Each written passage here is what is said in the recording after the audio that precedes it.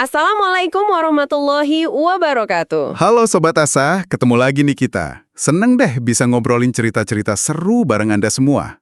Pastinya dong. Kita kan mau lanjutin kisah inspiratif Pak Wardiasa ya, tokoh penting swasembada pangan era Soeharto, yang tempo hari udah kita bahas sedikit. Iya, betul. Nah, kali ini agak beda nih. Kita mau ngomongin jabatan beliau yang mentereng itu, tapi soal teman setia beliau, sebuah Vespa. Ah, Vespa.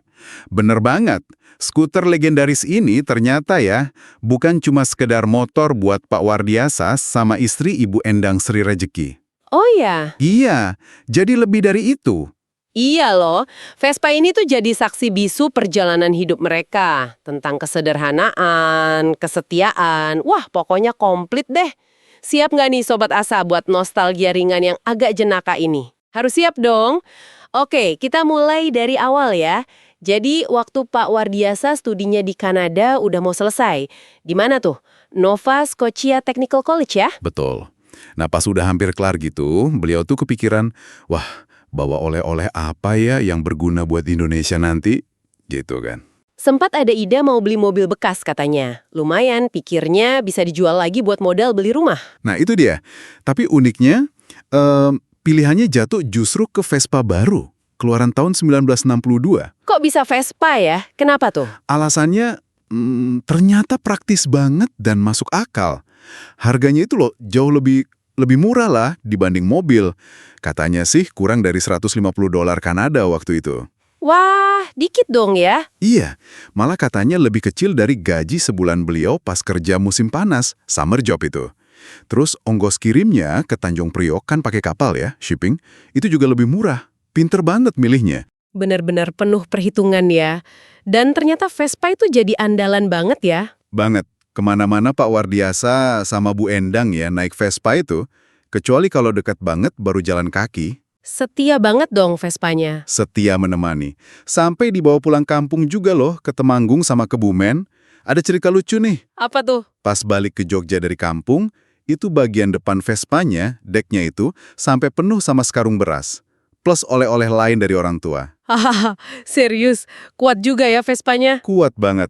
Kayak bawa beban berat buat keluarga di rumah dinas UGM, di Nyutran, terus pindah ke Jalan Yakaranda Skip.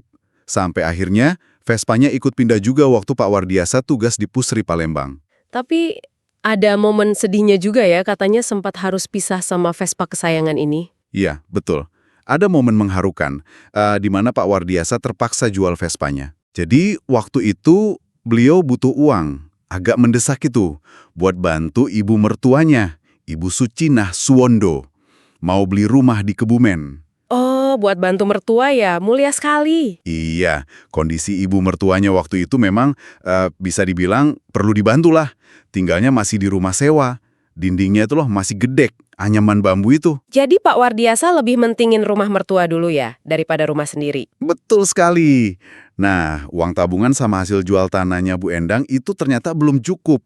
Akhirnya, ya udah, Vespa kesayangan dilepas dulu. Dijualnya ke kakak ipar, Mas Pujiarto. Tapi dengan niat, nanti kalau ada rezeki, mau dibeli lagi. Pengorbanannya luar biasa ya, ternyata nggak cuma Vespa. Nggak cuma Vespa, ada lagi barang kesayangan lain. Mesin jahit, merek Singer, yang zigzag itu. Itu hadiah dari Kanada juga buat Bu Endang, kan beliau hobi jahit. Mesin jahit juga dijual, buat apa lagi tuh? Buat nambahin biaya pernikahan mereka waktu itu. Dijualnya juga ke saudara dekat, biar nanti gampang kalau mau ditebus lagi. Wah, perjuangan banget ya di awal-awal. Banget. Bahkan nih ya, buat kebutuhan dapur sehari-hari, pas gaji jadi dosen masih kecil, terus banyak saudara numpang di rumah, Pak Wardiasa itu sampai rela jual koleksi piringan hitam lagu baratnya loh. Masa sih? Dijual kemana? Di Malioboro, tiap minggu. Kata beliau, satu keping itu bisa buat makan seminggu 2 minggu. Kebayangkan gimana prioritas beliau buat keluarga.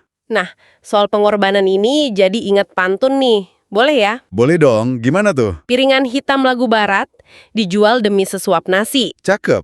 Terus? Pengorbanan memang berat, Tapi berkahnya dinanti. gitu kan ya? Nah, pas banget. Dan memang benar kan Sobat Asa? Seperti kata pantun tadi, usaha dan niat baik itu nggak sia-sia. Jadi Vespanya balik lagi. Balik. Janjinya ditepati. pas kondisi keuangan udah lebih baik, Pak Wardiasa beli lagi itu Vespa sama mesin jahit Singer kesayangannya. Alhamdulillah ya. Dan disinilah bagian indahnya. Hikmah dari ikhlas bantu orang tua tadi itu loh. Ada apa emangnya? Jadi, setelah Ibu Suwondo, ibu mertuanya itu wafat, rumah di Kebumen yang dulu dibeli pakai uang tambahan hasil jual Vespa, harganya kan sekitar 2 juta rupiah tuh. Iya.